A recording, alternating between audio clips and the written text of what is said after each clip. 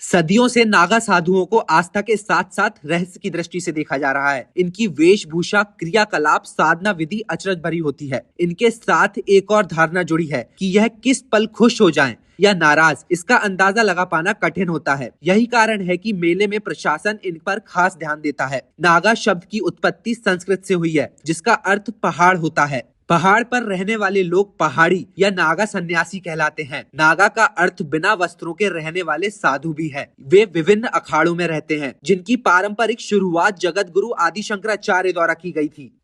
आम जन को ये नागा साधु दर्शन नहीं देते। इनका पूरा संसार अपने अखाड़े तक ही सीमित रहता है। लेकिन देश में जब जब महाकुंभ या कुंभ का आयोजन होता है, तब तक नागा साधुओं का अखाड़ा इसमें शामिल होता है। नागा साधुओं की दुनिया रहस्यमयी मानी जाती है। कितने साल में बनते हैं नागा साधु? वैसे तो नागा साधु बनने की प्रक्रिया में 12 साल लग जाते हैं, लेकिन शुरू के 6 साल को ज्यादा महत्वपूर्ण माना गया है। इसी अवधि में साधु सारी जानकारी हासिल करते हैं और सिर्फ लंगोट धारण करते हैं।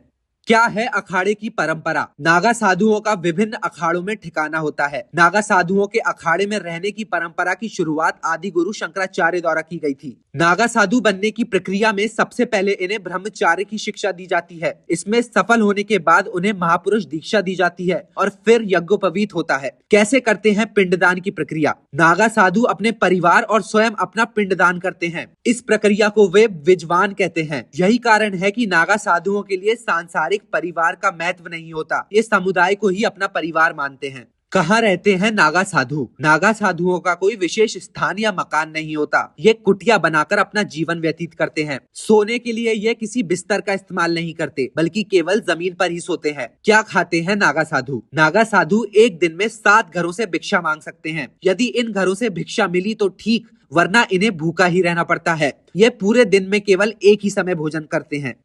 नागा क्यों रहते हैं निर्वस्त्र? नागा साधु प्रकृति और प्राकृतिक अवस्था को महत्व देते हैं, इसलिए वो वस्त्र धारण नहीं करते। इसके अलावा नागा साधुओं का मानना है कि इंसान निर्वस्त्र जन्म लेता है और इसी वजह से नागा साधु हमेशा निर्वस्त्र रहते हैं। नागा साधु अपने शरीर पर भस्म और जटाजूट भी धारण करते हैं। क्या नागा साधुओं को नहीं लगती ठंड? नागा साधुओं को ठंड न लगने के पीछे एक बहुत बड़ी वजह है और वह है योग। दरअसल नागा साधु 3 प्रकार का योग करते हैं, जो ठंड से निपटने में उनके लिए मददगार साबित होता है।